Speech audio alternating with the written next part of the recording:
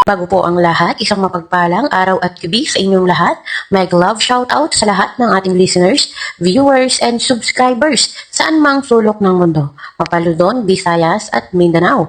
Lalong-lalo na po sa ating mga kababayang OFW. Kamusta po kayo mga kalingap? Mabuhay po kayo hanggat gusto nyo. At kung bago ka pa lang sa aking munting YouTube channel, huwag ka nang mahiyang mag-subscribe, like, share, and comment. Huwag mo na rin kalimutang i-click ang notification bell nang sa ganon ay updated ka sa aking mga paparating na video. At syempre, patuloy po natin suportahan si Kalingap Rob at ang ating ama ng Kalingap, ang nag-iisang founder, si Kuya Val Santos Matubang. Kung maari po ay no skip ads nang sa ganon ay mas marami pa tayong malingap na nangangailangan.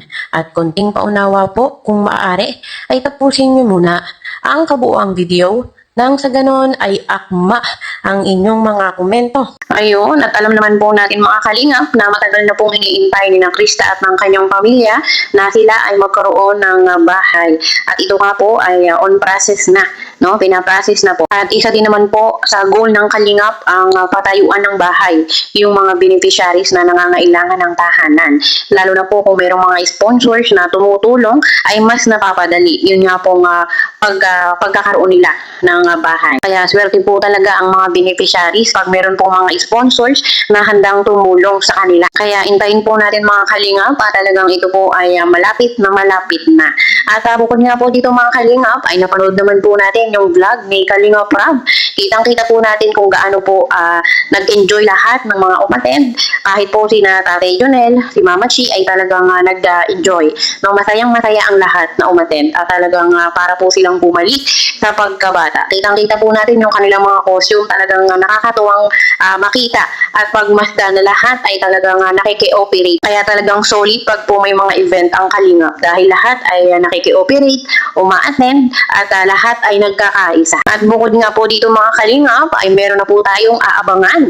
At ito nga po ay ngayong week, no? This coming week ay ibablog na po ni Kalingap Rob si Krista. At napapansin nyo naman po na halos lahat ng Kalingap Angels ay na-vlog na ni Kalingap Rob. Pero si Krista ay hindi pa po. Kaya po ngayong week ay makikita na po natin at mapapanood si Krista sa vlog po sa mismong channel ni Kalingap Rob. So siguro po doon sa vlog na yon ay mapag-uusapan yung tungkol nga po sa bahay ni Krista. Kung kailan po ito masisimulan, kung ano bang plano dito. So kaya abangan po natin mga Kalingap at talagang excited po tayong muli na makita si Krista on screen sa vlog po ni Kalingap Rob. So narito po mga Kalingap yung konting panayam kay Tatay Jonel. Panoorin po natin. Tsaka sabi niya, pag maumpisan daw yung babae ni Krista, magtulong din daw yung Team Bisim.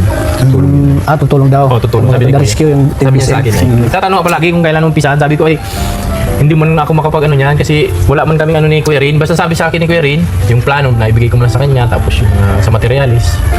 Bali, ano niya pa kay Kuya Rob daw. Kasi may ginagawa pa yata si Super GR. Oo. Yan, hindi pa umpisahan. Hindi pa man. Yung sa mga nagtatanong, sabi ko nga sa kanila, doon na lang sila magtanong sa, pag mag-live si Kuya Rin, doon na sila magtanong. Kasi sa akin, ang may sasagot ko lang sa kanila, para-rest lang tayo. Nag-aantay din ako ng update ni Kuya Rin, kung kailan sisimulan yung pabahay nila. Siguro malapit na kasi may vlog daw next week. Meron na. Ay, yun. Maraming salamat. Baka dun sa vlog na yun ay doon na mag-umpisa yung ni Kuya, Ayun, salamat siyempre kay Kuya Rob, siyempre. At hanggang ngayon talaga namang suporta siya kay Krista. Maraming salamat, Kuya Rob. Siyempre, sama ng Kalingap kay Kuya Bal, sobrang nagpapasalamat talaga sa iyo, Kuya Tata, kasi hindi naman sa iyo, kay Ate Maria, saka kay Kuya Rap, baga si Krista din, hindi man makikilala, at wala din mabubuo na tandem nila ni Kalingap ni Kuya, yung ni Chris. Maraming salamat. Ayun, dito si Mama Che. Musta Mama Che? Bagong paligo ay. Ayan, Retats, patikik. Ano muna yung ko? Retats, ito, pasalubong natin. Lubo ko. Ay, Yan lang Kuya, kaya na natin, ate. parang masarap ito, Kuya Tats.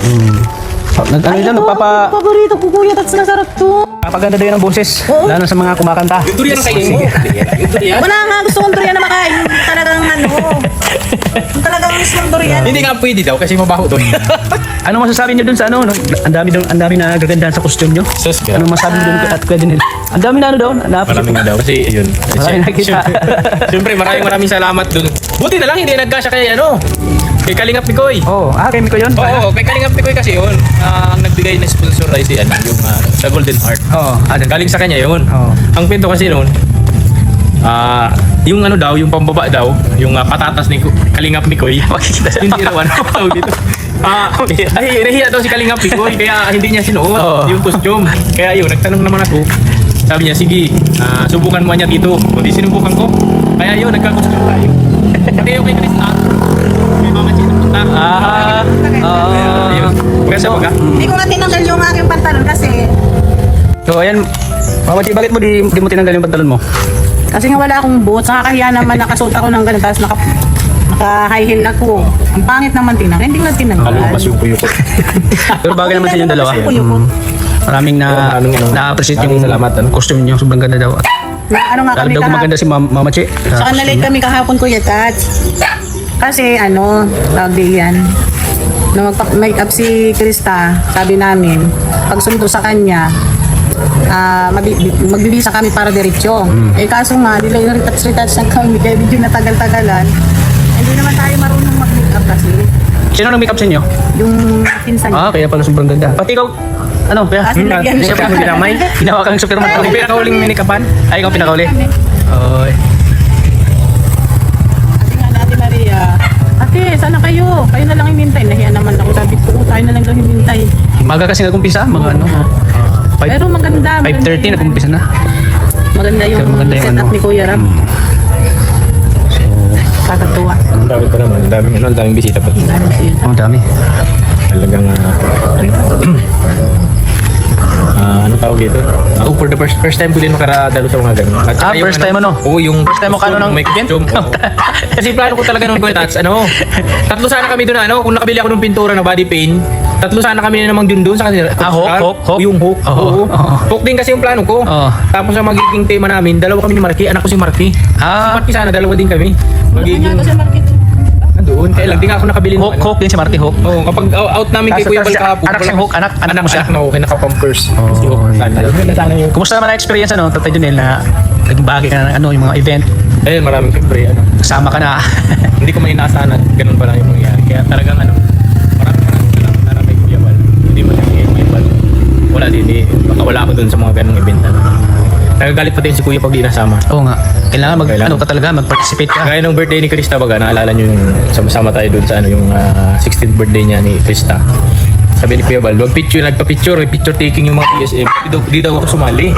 Sabi ko, Kuya, kasama na ba ako? Nag-picture ako kanina doon, kasama si Krista. Hindi man yun, iba yun, family yun, BSM ka na. Kaya kailangan sumama ka dito. Tinuturo niya ako nun I just had to let you know you're